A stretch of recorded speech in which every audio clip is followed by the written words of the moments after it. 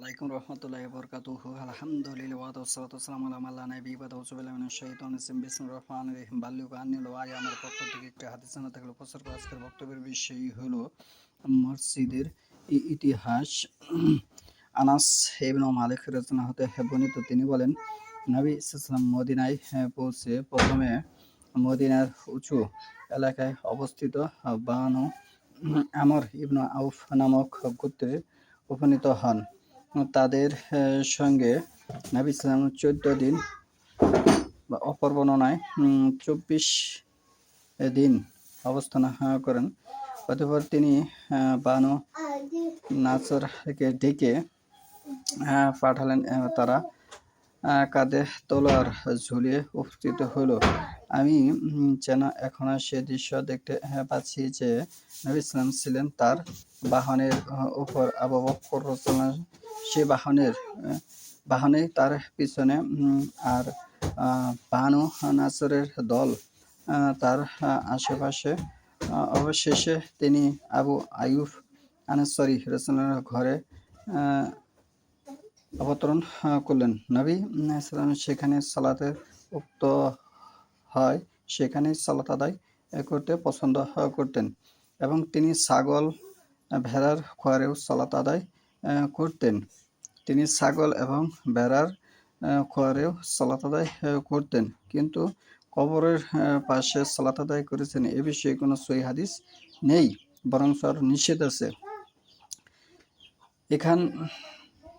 এখানে তিনি মসজিদ তৈরি করার নির্দেশ দেন।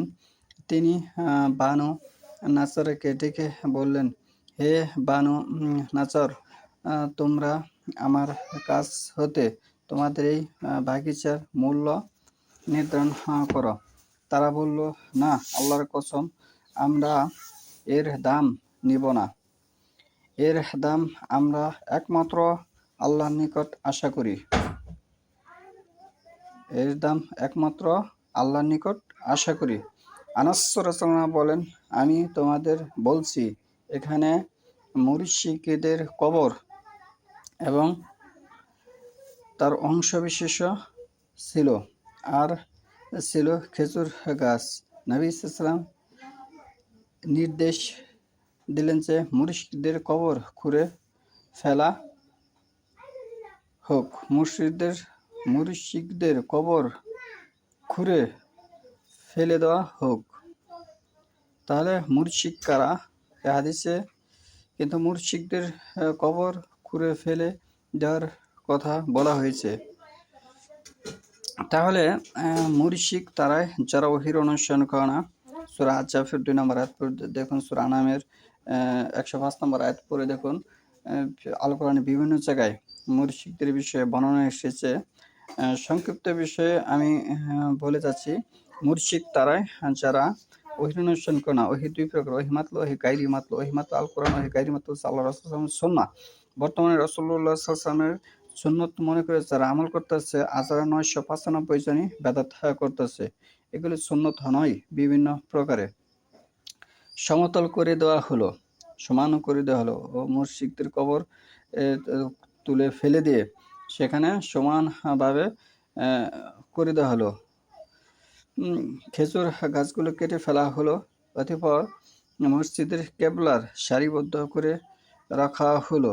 ওই খেজুর গাছগুলো মসজিদের কেবলার লাইনে সারিবদ্ধ করে রাখা হলো এবং তার 2 পাশে পাথর বসানো হলো।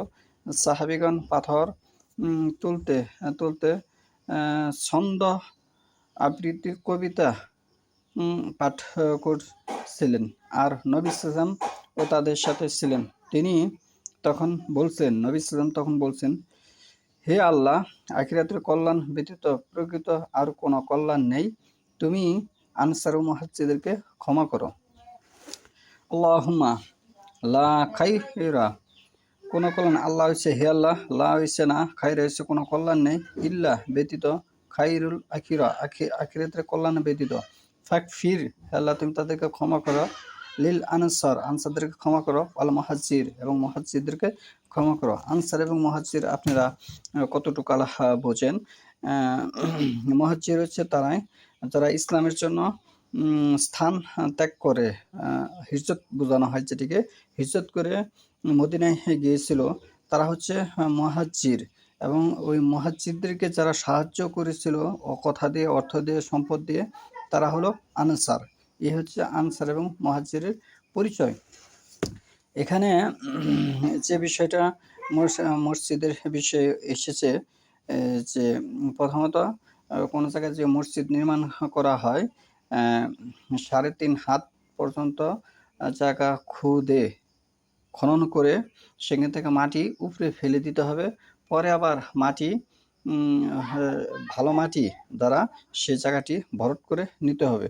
পরে সেখানে মসজিদ নির্মাণ করতে হবে এবং মসজিদের পাশে কোনো কবর থাকা যাবে না। এবং মসজিদের যে এখানে যে বর্ণনা এসেছে, যারা মসজিদের জন্য জমিন দিবেন তারা মূল্য নেবেন না, কারণ এখানে মূল্য নেওয়ার কথা আসেনি। তারা কিন্তু কি বলেছে যে আল্লাহর কসম আমরা এর দাম নিব না, এর দাম আমরা একমাত্র আল্লাহর নিকট আশা করি। তাহলে এই হাদিস থেকে স্পষ্ট বোঝা যায় সমাজে যে মসজিদ নির্মাণ করার জন্য টাকা পয়সা তোলা হয়, এটি হাদিসের পরিপন্থী। আমি যে হাদিসটা তেলাওয়াত করেছি সহিহুল বুখারীর প্রথম খণ্ড হাদিস নম্বর 428। তাহলে এই 428 নম্বর হাদিসে কিন্তু সাহাবীদের যে আমল, সেখানে কিন্তু তারা মসজিদের জন্য মূল্য নেয়নি। তারা কি বলেছে যে আমরা আল্লাহর কাছে থেকে এর মূল্য আল্লাহর নিকট আশা করি, এর দাম আমরা একমাত্র আল্লাহর নিকট আশা করি। তাহলে কোনো কিছু দান করলে, খয়রাত করলে সেটি আল্লাহর উদ্দেশ্যে, আল্লাহর নিকটই আশা করা এই হাদিস দ্বারা সাব্যস্ত হয়েছে। এই বিষয়গুলো মাথায় রেখে ইসলামী কার্যকলাপ করতে হবে।